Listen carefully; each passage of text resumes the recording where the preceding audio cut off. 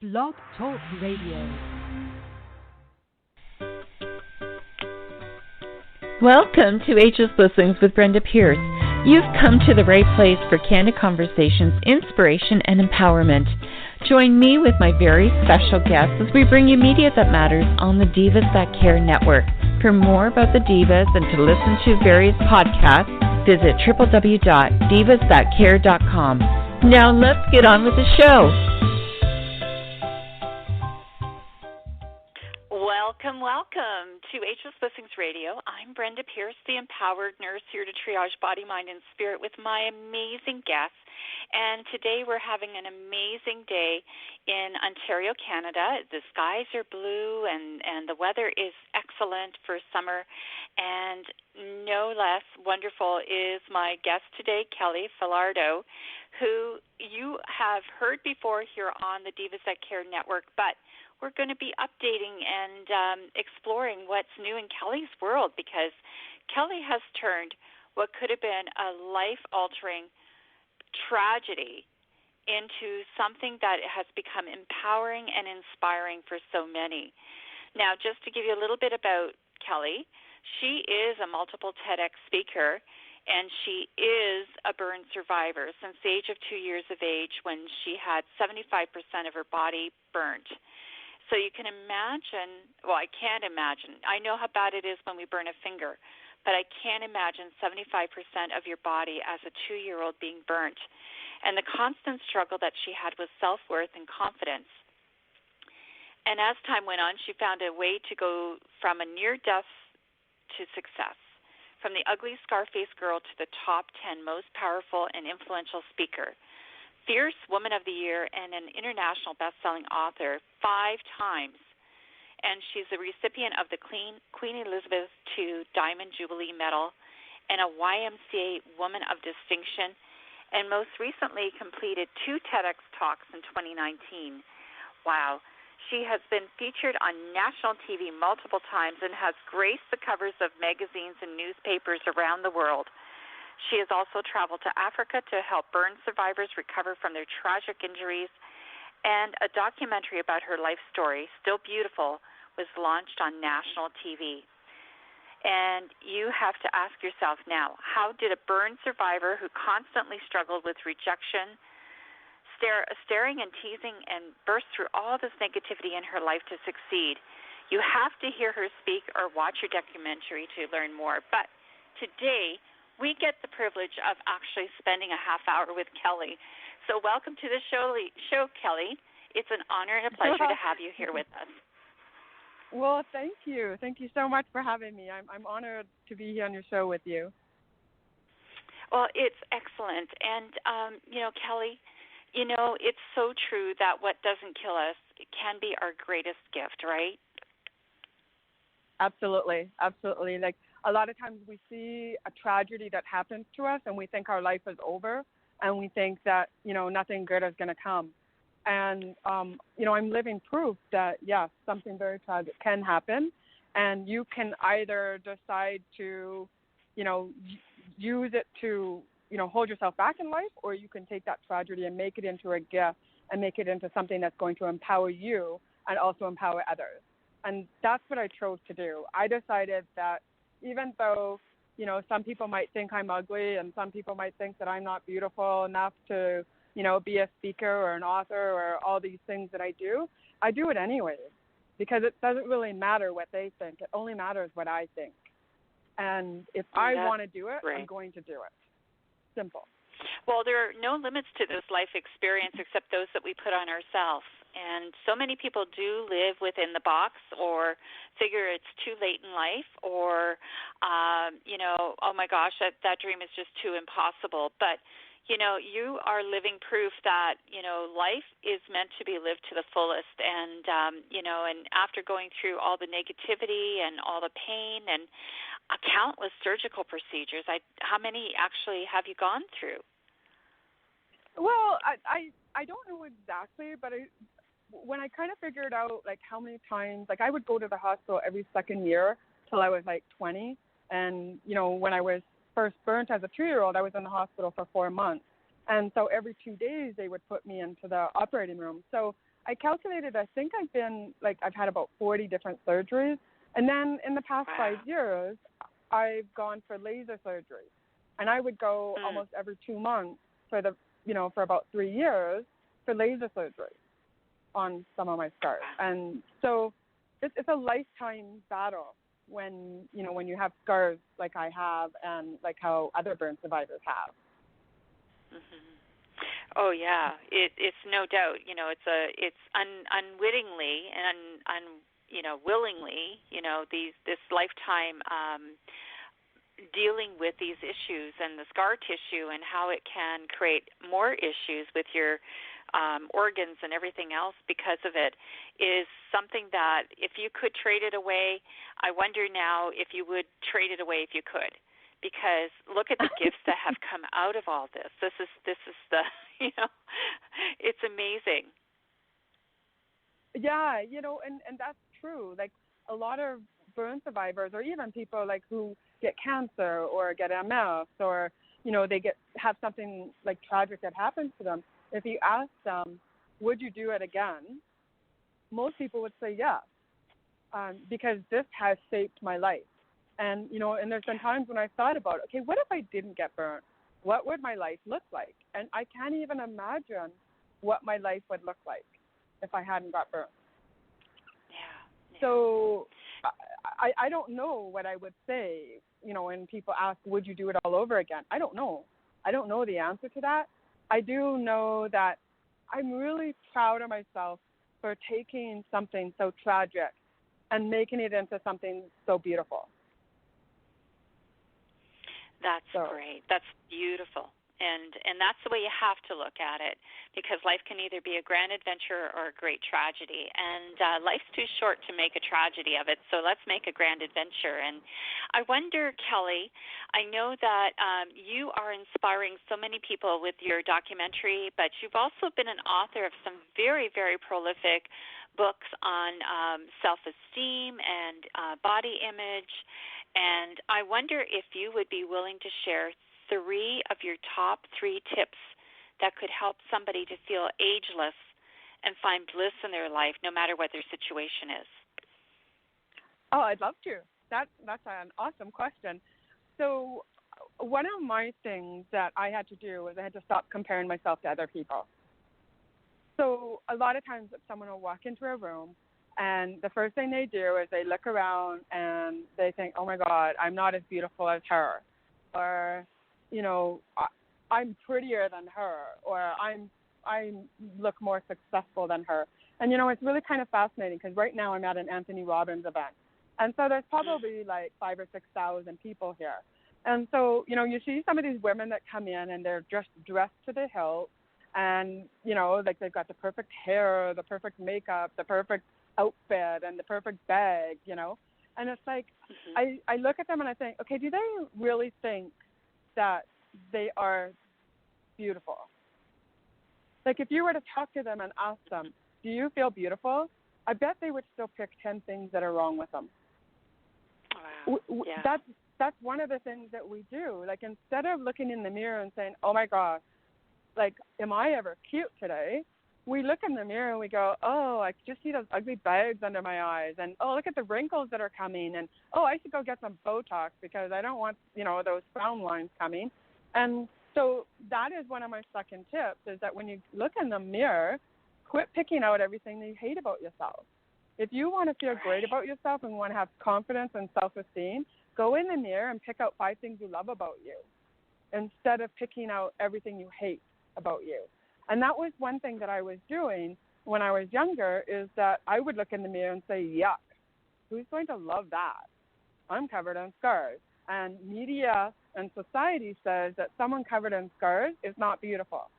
Those were the words that I would say to myself. Well, how can I be confident and feel beautiful if I'm telling myself how ugly I am?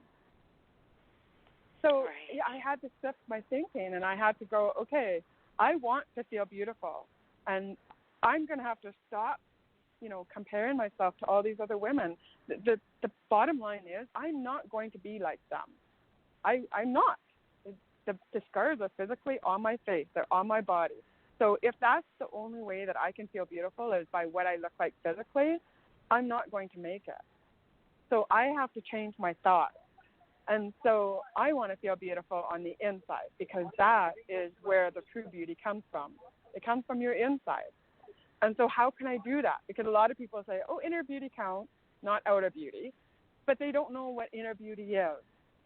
So to me, inner beauty is when you look in the mirror and you quit picking on yourself. And you look in the mirror and you say, you know what, I happen to love my big, beautiful green eyes. I happen to love my cute little nose. You know, I happen to love my cute little hot ass. You know, like it's picking out those things that you love about you. You know, I love that I have a sense of humor. I love that I have 3 beautiful kids that I'm, you know, helping to raise, and they're doing amazing, right? Like that's where it comes from. And that's what we need to do, is go in the mirror, and instead of picking on yourself and finding everything that's wrong about you, start, you know, saying what's right about you. And when you start picking out all the things that are right about you, then it's like, oh my God, I am an awesome person. I am beautiful. I am smart. I am successful. But we're so caught up in having to compare ourselves to other people. And I heard this saying once, and I don't remember who it was, but someone said, quit comparing yourself, like your beginning, to my middle. I don't know if that makes any sense. But basically what's happening is, like, sometimes people will say to me, like, they want to be speakers or they want to be authors, and they're like, oh my God, you're so amazing. I could never do that. And I'm like, hold it. You're comparing yourself to my middle.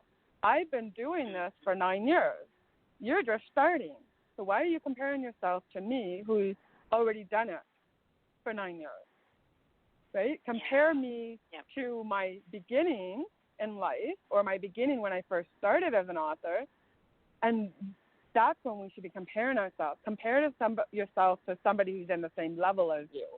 Don't go compare yourself to somebody who's at a higher level than you, or compare yourself to your beginning. Like when I look at my life, like when I was going through my divorce and everything, like I didn't have the same confidence or the self-esteem or the same credentials that I have now. So when you were reading my bio, I mean, all that stuff that happened, that all those credentials and the awards and the Woman of Distinction and all that stuff, that happened in the last 9 years. That didn't, like, that is all, like, 9 years ago. If you were to see me, I was in a toxic marriage. I was in a dead-end job. We were almost bankrupt. I was, you know, cheating on my husband. I was being disrespectful to him. He was being disrespectful to me and cheating on me. Like, we were not in the position that I'm in now. So when I compare myself to where I was 9 years ago, I'm like, holy crap, who is that chick? Right? Like, where did all this stuff come from?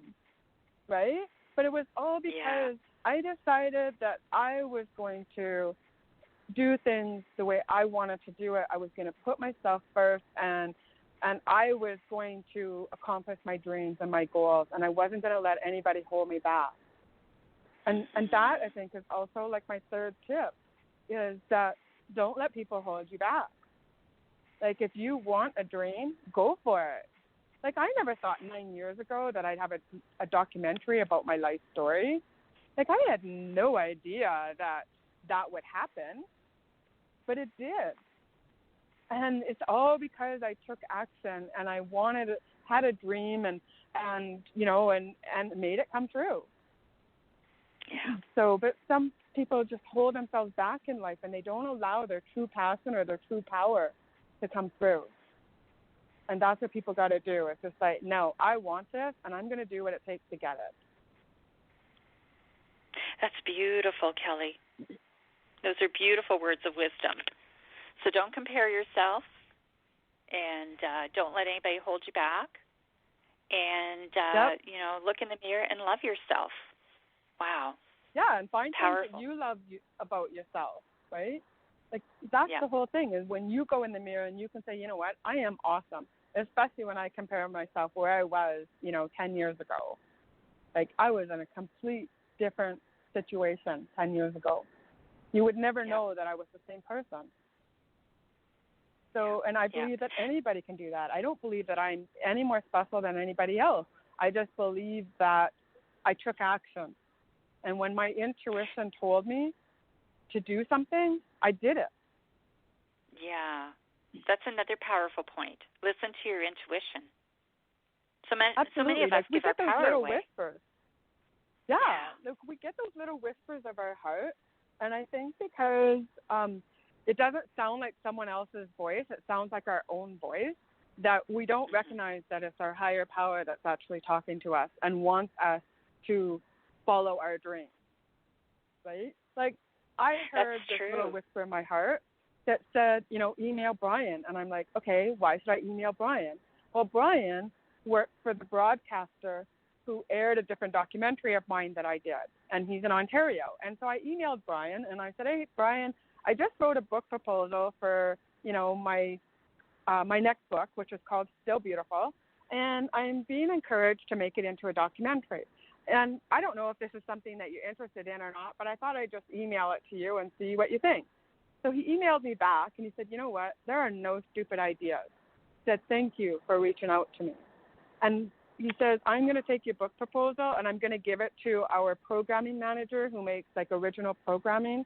And within the hour, that manager had phoned me, and he said, look, I want to have a meeting with you. I love your book proposal. Would you like to make this documentary yourself, or do you want to co-produce it with us?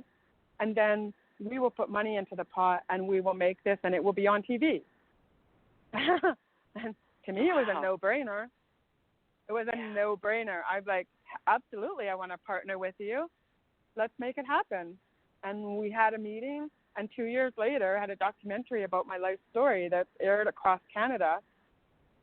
And it was all because I listened to that little whisper of my heart that said, email Brian. Exactly. And if you would have waited. Little whispers. Yeah. Yes, and if you don't act on them right away, no. Exactly. Gosh. Like, how do you create a blissful life if you don't listen to those little whispers of your heart? That's right. Exactly. They're a gift, and sometimes, like being a nurse, people say, oh, that's just schizophrenic thinking, but no, it's not. There's a difference between the still voice that is higher consciousness, helping and directing you than something that's schizoid in behavior, because those voices are negative and they're very painful and everything else. So, so there's nothing wrong with giving into your intuition, listening to the little voice in your heart or your mind, wherever it is that you feel. But usually it's in your heart if it's really truth. And, and it is true. Bliss can happen in any second that you decide to make it happen. And so grateful that you listened to that voice and emailed Brian. My goodness, what a gift. It is. Yeah. I know. I'm glad that I listened to that little voice. And again, I think it's because we think that little voice has to sound different. I know some people that, they listen to God and they hear that voice and they listen to it and they act on that. And some people think, well, I don't hear it. And you probably are hearing it. You're just not paying attention to it. And that's a big thing. Well, this is a thing, right? Like if experiences are meant to, we are our thoughts. And if we are thinking and expecting a different outcome, but thinking the same thoughts over and over again, we're never going to break through. We just get more of what that is that we've been experiencing. But it's when you make that change in consciousness that everything life looks different, events come to you, inspiration happens, and it's good to think outside of the box, isn't it? It is, absolutely. I never thought that I would, become a best-selling author. I didn't think I could do that. But, you just get the right people in place that can help you. And instead of saying, asking for help is a weakness, to me, asking for help is a sign that you're looking for resources. Mm-hmm. Right? You're asking your tribe, how can I make this happen? right? Or who knows the answer to this? That's not weakness. That's like tapping into your tribe that want to help you, and they might have something that you need. Yes, and that's a beautiful thing. Is you can't do it alone in this earthly planet. You have to have your posse of professionals that are there to help you and are just waiting for you. It's true. So, it's amazing to see the growth, and especially like myself too. Life changed when I decided to break out of a toxic relationship as well, and just open the doors to possibility. And it was like the floodgates opened, and here I am. I'm so proud of the fact that I made some choices too to step out of the toxic situation. But yet that was a gift, because if it wasn't for the experiences I had within that relationship, I never would be strong enough to face my possibilities of what we could do here and now. So, Kelly, it's amazing that we are here and now, and we're here now to touch somebody's listening right now that needs this information. And I know that you have your website, and I advise people to go check out kellyfalardeau.com, and she has some coaching programs. So, Kelly, tell us a little bit about what you do one-on-one with people and in a group environment, and to help people to reach beyond their perceived normal to reach their new desired dreams come true. Well, it's only been in this last year or so that I decided I would go into that coaching realm, because again, there was a little bit of self-doubt with myself. It was like, what do you mean I know how to do this stuff? Like, I know how to do it, but do I really know it enough that I can teach people to do it? And so, I have friends of mine, they're like, Kel, like, you need to be coaching people. Like, you know this stuff. You know how to do it. And so I was like, yeah, I don't know. Like, again, I'm thinking, coach has to be someone like Anthony Robbins that's got this big, powerful presence, and it's kind of funny that I'm here because, here I am going to be seeing him in a couple hours, right? And I use, that story is that a lot of times we think that someone who's so much bigger than us that we can't do it ourselves. And so, but people were always asking me, Kel, like, how did you start writing a book? How did you become a speaker? Like, how did you start? I know I want to do it, but I just don't know where to start. And so that's what I do, is I help people get started. So I help them get started writing their books, become a speaker. And I believe if you're going to be an author, you should be a speaker, because that's how you're going to sell books, is by speaking about them. And if you're going to be a speaker, I believe you should be an author, because then when people get to know you or they hear you speak, they want to go deeper with you. And so they want your book so that they can learn more about you, because you can only say so much in a half-hour interview, right? So I believe, people, everybody has a story, and I believe that they need to get it out to the world, because you never know how you're going to help somebody. And so that's when I decided to start coaching. And so I just developed this brand new laser coaching program, and it's called the Successful Author Coaching Program. And so basically, for less than $84 a month, you get one-on-one, unlimited, 15-minute laser calls, coaching calls with me for 1 year. So, so I'm really, really excited about this new program. And I'm only taking on 12 people, because I really want to be able to focus on, on them and their business and, the changes they want to make, and, and really having lots of progress with them. But the whole thing is they have to do every call we have homework, and then you have to do that homework before you can book your next call. Right? Oh, so, awesome. Yeah. Yeah. So you pay $9.97. But there's accountability also built in it. There is. Exactly. So it's basically like, think of it as like, a fitness club. So at this fitness club, you can pay $9.97, and which works out to be less than $84 a month, and you get unlimited access to me with, 15-minute laser calls. But you got to do your homework. And if you don't do your homework, then and if it's not making sense for you, then book another call, and then we'll reassign new homework together so that, you're inspired to actually do your homework. So, but I find what's happening is I used to book like 1 hour calls with my clients, and we were spending too much time chatting about things that really didn't matter. And so with the laser calls, we get like right to the point. And so it works out really good because then we're just focusing on, okay, what's the problem? What do you need help with? What's going well? What isn't? You know, where are you stuck? How can we move you through? And then we do the homework. And it's just amazing. It's working so good. I'm loving it. Oh, that's awesome. That's really good. Yes, because lots of times people are on an hour-long call and they go, okay, all right already, let me go. Yeah, I want to get to work, right?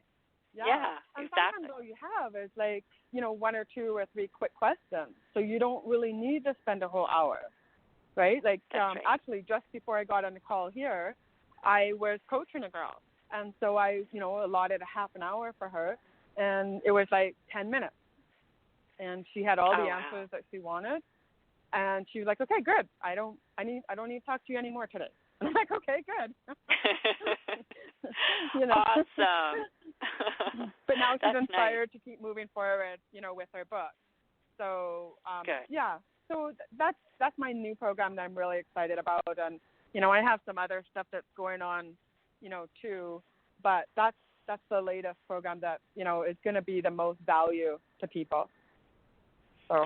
That will be because, you know, there are so many people who have a story to share, and so many people put themselves down and say, oh, you know, I'm not that important, but you are. Everyone is. You know, we are all actually one consciousness together, and we help to move each other forward by sharing our experiences and our perspectives. So, so it's very important. You know, there's, you know, cemeteries are filled with unrequited dreams and goals, you know. So while we're here having this earthly experience, let's shake it up and let's really wake up and really share our stories and our gifts, because it's precious. I mean, you can't put a price on it, but yet if, you know, speaking and writing are two things that go together beautifully, and you've proved that, Kelly. You know, you've done that time and time again, and I really appreciate what you bring to the world. Well, thank you, and I appreciate what you bring to the world, and, you know, you giving me this opportunity to share with your tribe and your listeners, and because that's, you know, what you're meant to do also is to, you know, bring that message into the world and helping people to see that, you know, you're right, we all have a story. It's what you choose to do with that story. Like, you can choose to take that story and let it hold you back in your life. Like, I know burn survivors who are still in that victim role. They still see themselves as a victim. And, you know, and then I see other burn survivors that are taking their story and they're just doing amazing things with it. And we all have that opportunity. Like, all I did was send Brian an email, and I have a documentary. And it's been on TV. I don't know how many times, but it's been on TV like hundreds of times. And it was all because I sent an email to Brian. Who can't send an email to Brian? Right? Everybody can send an email. Right? Like, everybody has the same access as I do. So exactly. It's just, do you want to do something with your gift, or do you want to let it hold you back in life? Those are great words to end the call on. We're at the end of the half hour. That's gone by so fast. So, oh my goodness, Kelly, thank you. You're very welcome. Awesome. You're very welcome. Thank you. And enjoy your time with Tony Robbins. I mean, you can't get more revved up than that. So I can't wait to see what comes from that. Exactly. So visit Kelly's website, kellyfalardeau.com. Catch Still Beautiful wherever it's playing in cinemas across Canada and on TV. Check her out on Amazon. She's got 5 books, and if you go to the Ageless Blessings Marketplace, you can sign up get free gifts from Kelly as well. So that is www.tinyurl.com/A, B, M, Marketplace, and check it out. So, Kelly, God bless and many blessings to you. Thank you so much. And you have a great day, too. Bye-bye, everyone. Thank you for joining us.